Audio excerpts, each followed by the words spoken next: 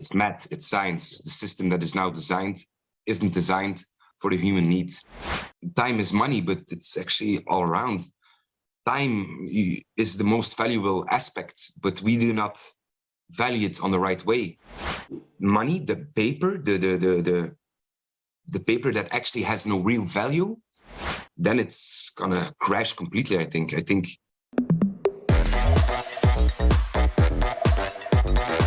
Hello, dear viewers. My name is Jason, and today I would like to welcome my co-host, Olga, and our guest, Ian from Belgium. Before we get into it, I'm going to have Ian introduce himself, tell a little bit about what he does, where he's from, what he likes to do, and what brings him here. And then we're going to get right into reactions about TikTok videos. And this is a little bit of a different format, but we're going to watch a video and then we're going to react to it and share what we think about it, what we feel about it, and what our understandings relate to the global society as a whole in regards to the video. So without further ado, Ian, please tell our viewers about yourself. Hi, I'm Ian Gijsels. I'm from Ghent, Belgium. I'm a creative person. I like to make film. I develop software. I have a little community where we try to make it a little better and try to find a new way of living. Like to live, like to do beautiful things, and I'm curious. I discovered Creative Society and I try to join the movement and the idea. Thank you. Thank you so much, Ian. I just want to ask you a word, since I see how Ian a little shy for our viewers, that he's actually a very extraordinary person, because Ian is an entrepreneur. He's founder of the nonprofit association Collective Stories, Wishman, Klimoaten, and Ghent Reviewer. He's also manager at Shanti Ghent and developer of WeCreation.be. And as Ian said himself, a Ghent phenomenon. Thank you so much for joining. So since you already mentioned that you were impressed by the Creative Society, can you tell our viewers, what did you find so cool about this project and how did it inspire you? Well, I think I was searching the internet. I think we all do, looking for an answer, a better way. And I found it just on the internet. I read the 8 foundations, and for me it felt right. I think now in a world where there's a lot of change going on, a lot of people finding themselves in a way of living that is not fitted to the human design, and I think we're all feeling the need to change, to have a creative society and a way of living that is more fitted to who we are and our creative possibilities. And for me, it felt right. And I was like, all right, I think that's the way to go. And I think in the online possibility that is now before us, we need to use it for advantage and unite the people all around the globe and create a creative society. I like that. And it's necessary, that's for sure. Thank you so much, Ian. You know, when we were discussing Creative Society with you and this very diverse project in Creative Society, we are finding problems which humanity is facing and also finding solutions, how we can bear all those crises. And I remember when I asked you, which problems Belgian people are mostly worried about. First, you were saying always financial problems. And that was a little surprising for me. I must confess that in my world, Belgium was a place of this, perfect world where people are not worried about anything. And maybe it was, in my mind, the most financially safe and stable place in the world. And now I see that it's just kind of an illusion that we all have in our minds, that where we live, it's a difficult place, but somewhere else there is a wonderland where everyone is happy, safe, and so on. But what we see in real, when we investigate the situation in the world, that everything is interconnected and there is no one place which can just isolate and live happily, safely, and isolate their people from all the problems which are happening in the rest of the world. And you know that 7th of May, we held a huge conference called Global Crisis. We are people, we want to live. This beautiful name just speaks for itself, that it's about us people and how we can live as humans, not just surviving as it's happening now in the world. And since you mentioned financial problems, and we were really digging into this problem, trying to get to the bottom of it, we want to show you a video from the forum. It won't be a short TikTok video, so please get ready for 6 minutes, but you can stop any moment and comment. We would love to hear any thoughts of yours, any feedback. So let's just watch together. So let's go. Yeah. Did you know that almost all of the planet's resources are concentrated in the hands of a small group of people? Today, only 1% of people own more wealth than the rest 99% of the world's population. And the trend is that this world's wealth is flowing into the hands of this 1% at a great speed. Since 2020, the wealth of the world's 10 richest men has more than doubled. Their wealth during the pandemic increased at a rate of $15,000 per second, or $1.3 billion a day. Meanwhile, the vast majority of the population was only becoming poorer. The number of beggars living on less than $2 a day has increased by 160 million. According to WHO, every day, more than 25,000 people die of hunger and more than 5,000 die of lack of water and unsanitary conditions. At the same time, 1% of people who own the world's corporations, banks, and stock exchanges have a tremendous amount of money on their accounts as a debt load, which would be enough to solve not only the problems of hunger, lack of water and food, but all the material problems of humankind in general. Why did this happen? And why is this situation only getting worse every year? The reason is a consumerist format of our economy, which is based on unlimited accumulation of private wealth or capitals. The world economy is growing due to the growth of huge corporations owned by individuals in our world. These global corporations become like monopolies, killing and taking over national small and medium-sized businesses. And the more capital is in their hands of a few, the faster they get richer and the faster billions of people are becoming poorer. Growing like a huge octopus, world corporations and their owners influence national governments. They lobby their interests, promoting their business, getting cheap labor, buying up natural resources for peanuts, and destroying the environment. We as a society have long had no control over what is going on. Even governments are no longer in control, falling under the power of interests of a few. Poverty, hunger, and inequality are not the worst of what this unlimited enrichment leads to. By getting unlimited wealth in their hands, they gain unlimited power. This becomes the cause of military conflicts. After all, wars are not started by ordinary people. The cause of wars is a competition of big capitals for spheres of influence, resources, and markets. World military expenditures over the last 20 years amounted to $35.5 trillion.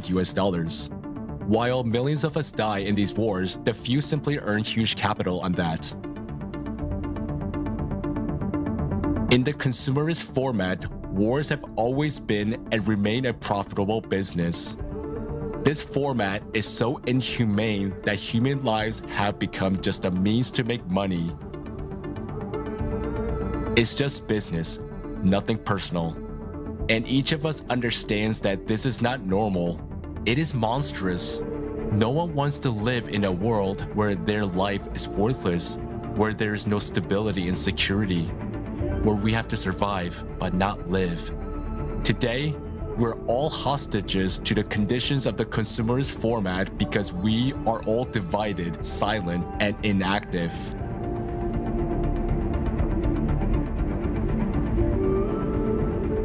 Nice. nice. In order to change this, it is necessary to change the format itself, that is, to build a creative society. A society where the life of every human and the provision of their needs come first rather than the interests of the 1% of people. However, we can only build creative society if we unite. And our key step to change this inhumane economic system is to limit wealth. That is, we will set wealth thresholds. And as the entire society, we will determine that limit. This will make the endless race for enrichment pointless. This will bring the economy back to its normal purpose of providing everyone with decent incomes and all the necessary goods and services anywhere in the world. Limitation of wealth will help us to redirect funds which are now kept in the accounts of a few individuals towards solving real problems of humanity and development of society. This does not mean that if a person has earned a certain amount of money, he no longer has the right to work. He has. But the super profits will be allocated to the needs of society. It will be prestigious to benefit society by developing one's own business, directing super incomes into the development of urban infrastructure, education projects, healthcare, technology, and science. By limiting wealth, we protect ourselves from usurpation of power, from the influence of corporation on production, finance, mass media, new technologies, as well as other key spheres of society. And this will benefit everyone, ordinary people, entrepreneurs, and even those who now own large capitals. Businessmen will be able to live without fear that some laws might be passed that will destroy their businesses. They will no longer be afraid of their business being taken away by global corporations. And they will simply stop worrying for their lives and the lives of their families. Limitation of wealth will free up funds to help implement the creative society concept.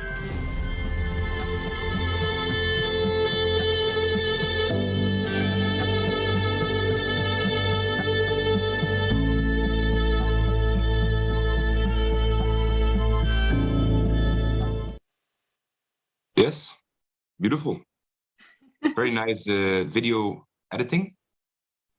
Yeah, do I That's give a my good reaction? compliment as from a video director, by the way. Yeah. Thank you so much. The content, for me in the beginning, it's clear, and it's like, yeah, it's the message we all know. So I like that it's summarized, like, hey, there is something wrong in our current system. And I like that it's explained on like an objective way, like, hey, just this is how it's going now. And if we keep doing that, we're gonna get struck down, because on a way it's math, it's science. The system that is now designed isn't designed for the human need. I do have my questions about, I understand the limitation of wealth, but I have also thought a lot about it. I have an other perspective on it. What I find really is interesting is the world turns about money. Money is really important. If you have money, you can dehumanize someone. So everybody has his price. I think that's really interesting, but also very dangerous, that money, the paper, the paper that actually has no real value, that the way of transaction products and services and time, that transaction meaning, the transaction currency, has taken over. On a certain point, it was backed by gold, because that's the thing. Money is backed by gold, but from 1971, it's abolished. So now money is on its own. It's actually, if you really do the analysis, it's like we have, how do you call it, fiduciaire. It's not real. It's money. The real value is actually the humans, the people who are using it, the trust in it.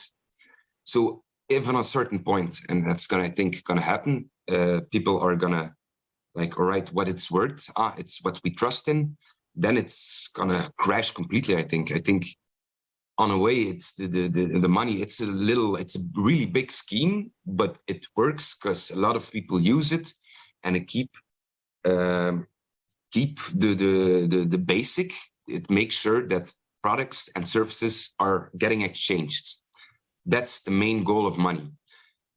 But the transaction meaning, the transaction currency, has risen too much above its just usage of products and time. What the research I'm doing together with a professor from the university, what if we have our own local currency?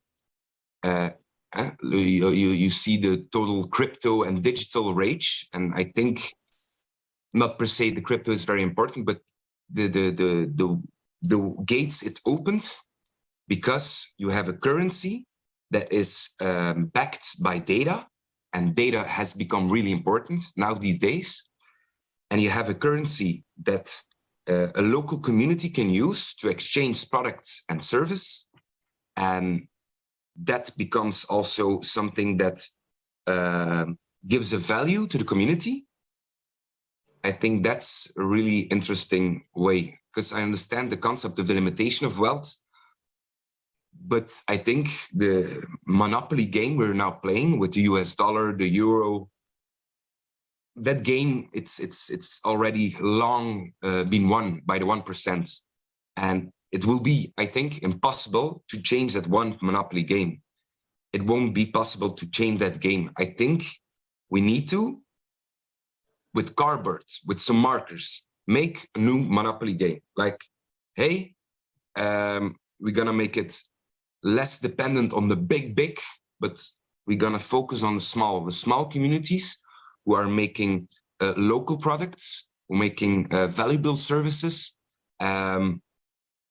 and the time exchange can, I think, have a new possibility. If we have a new kind of currency system, where it's also possible to add the data, because I think the data is very, very important, because time is now not valued actually for what it is. Time is money, but it's actually all around. Time is the most valuable aspect, but we do not value it on the right way. And I think if time would be valued on the right, in the same way as money, then I think people, their time would be valued. The time that the gardener puts in his work to create beautiful aubergine or a tomato or a carrot, doesn't matter. It's like, and then, yeah. So for me, like what I see, the wealth game, the dollar, the US, the whole Fugazi system, I don't believe in it. I don't like it. I play it. You have to do, because the world runs on money. I play the game smart. I put some investment and made some really nice things. But for me, it's like I really want to go towards a society where the local coins also have the possibility to maybe see, like, what I used to do. I had a paper, so the money, and I write down my name and for where you can use it. And if you have like a coin where you can see, all right, this coin went to this person, this person, this person, and this created a whole exchange of services, products. And you can see, all right, because this coin circulated a lot, it made sure that this project has been created, that these services has been placed. For me, I think that's really interesting way to go. I think if we create our own local digital currency, then we don't need the big banks, then we don't need the big corporations, then we don't need the big ones, because we have little beautiful communities who can provide, who can make their own food, make their own clothes. And of course, we still need some big companies, but then it would be like, all right, so we have everything in our beautiful little society.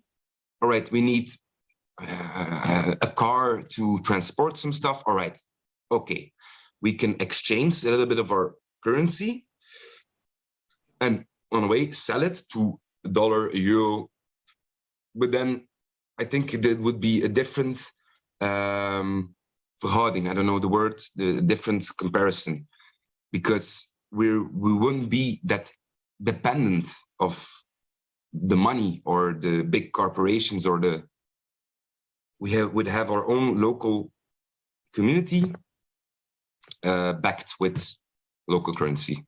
So yeah, that's something I just dropped.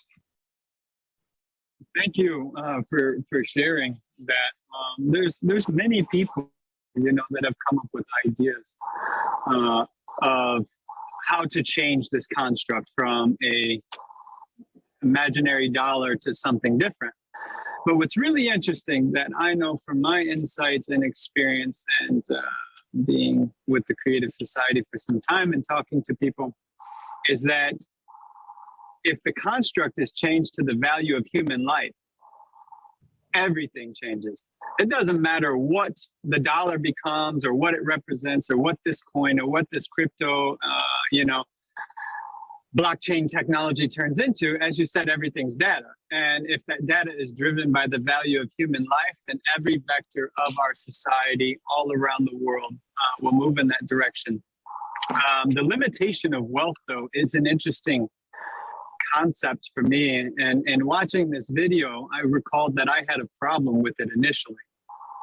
And I had a problem with it because, there is this idea that if you fight to pursue money and you earned it spending your time and attention, it's mine. I earned it. I put my effort into it. And so that's one side of it. But the other side of it is ignoring the fact that you can only look at it from that side, I realize, if you ignore the fact that you have responsibility to society, right? You now have power. You now have leverage. You now have the ability to make lives better. And I think the degradation of our values, as that video, like you said, was well put together, exemplifies that those who took that responsibility forgot the moral imperatives. And most people forget those moral imperatives until they're on their deathbed, and then they give away to some philanthropic organization, they give away land to some state, or they spend money to raise up some army somewhere, right? But if our values change, then people will understand that responsibility more. And of course, a limitation of wealth can happen, I feel. But also in that, what do most people pursue money for? Most people pursue money to take care of their loved ones around them, to change the society that's around them. That's what they initially pursue money for, is they want to get out of the hellhole that they're in and make life better for other people. So it's almost like the entire project. It's funny when you look at it from that direction, and you have that understanding or have that experience, as it was shared with me. That particular experience was shared with me because I never looked at it like that before. But I think that video did a wonderful job putting all that out on the table in such a short amount of time, in 6 minutes. And I really appreciate you sharing your ideas too, because you understand that it needs to change. It has to change. Like we're already going backwards. We need to go forward. Right. Yeah. So thank you for sharing your reaction. What about you, Olga? What do you think? I totally agree with you guys. First of all, we need to change monetary system, that's for sure, because now what we see in society, money control us. And I love the saying of one of our dearest friends, that the problem is not that we have rich people, not even that we have very rich people. The problem is that we have poorness, that we have poor people. That's the problem. And I see that this gap is growing with years. And it's very shocking and interesting to notice as an ordinary person that after crises which we are facing, as pandemic, economical crisis, there are people who are getting extremely richer, not just richer, but like 10 times, 20 times, billion dollar times richer. And that's very sad, that problems which we are facing as humanity are being used for getting someone richer. So I love the video, I love the idea, and also love the idea that in creative society, it will be popularized to use money, to use wealth to help society. So there will be a real competition who will help more. And it will be a really proud moment to get super rich, because it will mean that you will make society super prosperous too. You will make this huge investment. And that, I think, why God gave us this competition ability, let's say. So thank you so much, both of you, for sharing your ideas. And I'd love to continue with few more videos now from TikTok, because we have very popular accounts on TikTok by creatives of Creative Society and of Global Crisis, our last conference.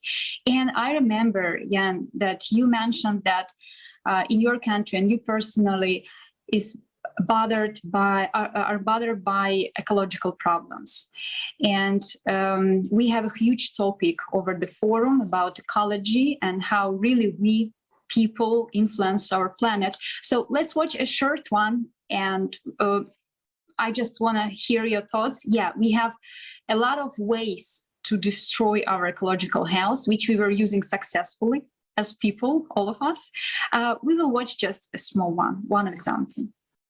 Another serious problem of our time is that there are no accessible and safe technologies for waste disposal. Our planet has become a giant landfill. For example, less than 10% of plastic is recycled. The rest we just throw away. Entire garbage islands have already been formed in the ocean. Microplastics have been found in the ice in Antarctica in 83% of tap water samples, and even in mothers' placentas. But it's a poison that contaminates people and nature. At the same time, the production of plastics is constantly growing. The volume of the global plastics market in 2020 was about $580 billion. What do you think, Ian, of that real quick? Let's record that quick reaction. Yeah, Was those facts astounding to you? It's always very hurtful to see how we handle our planets. It goes back to me to that consumerism, the mentality that's I don't like it. We have a beautiful planet. We need to take care of it. I think it's back in big corporations that have massive influence, but I think we as a world have the responsibility to fix it, and we did beautiful things. We fixed the ozone layer by we made the worlds cooperate together, but it's saddening to see that it's still happening. And I think we need to take action. I don't think we need to wait. We need to make people aware, make sure that we have a plan ready to go, and we have not the polarized idea of climate change is not good. We just need to make sure, like, we got to listen to science. There are problems we're gonna face in our future. I need to fix it. I think always. I couldn't agree more. What do you think, Olga? Yeah, I just want to share that for me, when I learned that only 10% of plastic is being recycled and everything else is just going to landfills, I was shocked, because I was recycling plastic for a year, very carefully washing all the yogurt bottles and so on. And then this information. Yeah, did you know that plastic recycling is also one of insecure areas of our life? I'm really not fond of the plastic, right? We're in Ghent, we're like busy with it, to doing like little projects, but it needs to be fixed on the bigger hand. I think like plastic, we really should abolish it. It's nice we don't have plastic straws anymore, but it's like, all right, we need to make an alternative for plastic that doesn't screw up the planet. I think that's an action plan that's like really need to be fixed, like fast, from I think from big corporations who are making a lot of waste. I'm like, right, you take your responsibility. You're earning a lot of money, not paying a lot of tax, so get your investments right on fixing the planet. Yeah. We are coming again to the roots. If human life was the first value in the society, that wouldn't happen, because it wouldn't be just about pay us fine and continue doing what you're doing, right? No, it will be like, if you're spoiling humans' health, if you're spoiling the health of our planet, you should stop. Otherwise, like, the society will take action. Not just a fine, not just, I don't know, signing some document or giving a bribe to someone. No, it should be very strictly controlled. And for that, we need a transparency. We need awareness of society, so no one can pass by just thinking that it's not related to him. This problem nowadays is related to everyone, every human in the world. Thank you so much for saying that we need to raise awareness. This is exactly what we are doing now in the creative society. That is why we are showing all these videos and information about which problems we are facing, because until we are aware, we won't be able to bear it. Yeah, it goes back to what Jason said, like we should really change the construct of value, that it doesn't on profit but like on human life. If that would be installed, a lot of things would change. It would be not around the profits, but it would be around human life. So yeah. Well, call me an altruist, but I engage in business too, okay? And when you engage in research and development and analysis of the markets you're penetrating, okay, you're trying to find out who your customers are. So to me, I want to give value when I conduct tree work. You know, you're an entrepreneur as well. You want to bring value. So to me, it should already be in the equations. But if that's not like well practiced in society and it's only in a small niche of people, then of course we need awareness to bring out the values that we're talking about today. So people can go, oh, hold on a second. Yeah, that's right. We used to operate that way. We used to improve upon our products. There used to not be a degradation of things, and move forward, right? Yeah, totally agree. I like the idea. You just need to, the construct of value. We need to change that. That's I think the root of a lot of problems we're now facing today. And it just got so out of hand. So we need to really deconstruct some systems, but it's necessary, else we're gonna go in a dark way. You, Cheers. Thanks for Thank you, guys.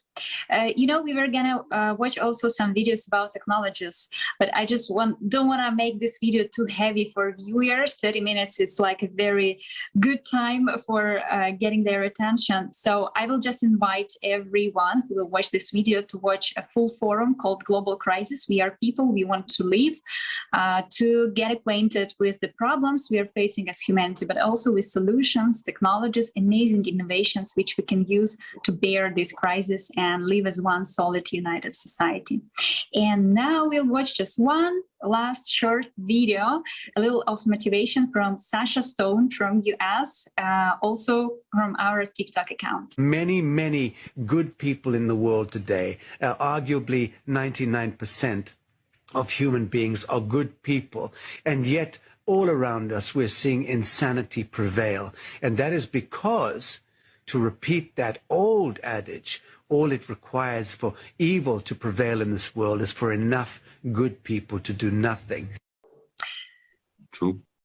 I'm not going to add to that. I was going to say something very smart and intelligent, but that's really the root of everything. And thank you, Ian, for showing us and our viewers and being with us today. And, because learning should lead to action. Yeah. If you learn something, it should lead to action.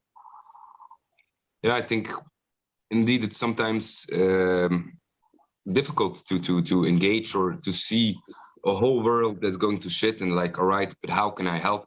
And I think it's always in the little things, just really, really small things, just helping people, like, how you doing, getting more connection.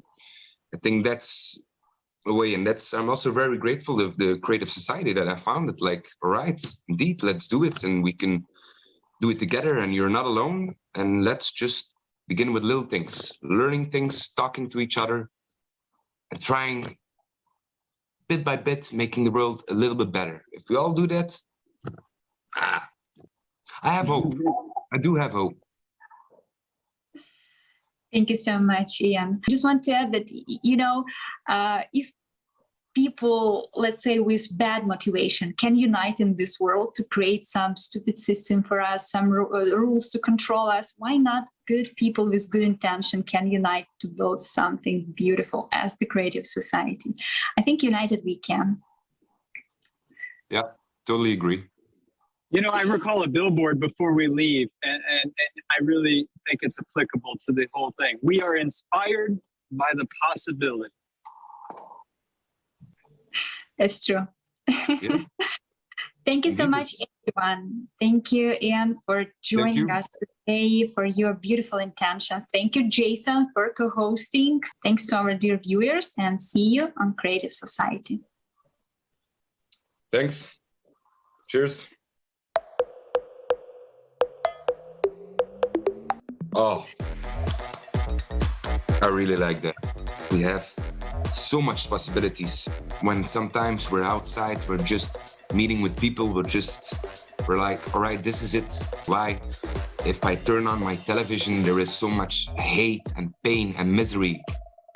We all know it's not necessary. Perfect opportunity to really dare to try to change the world a little bit. I think now is the perfect time.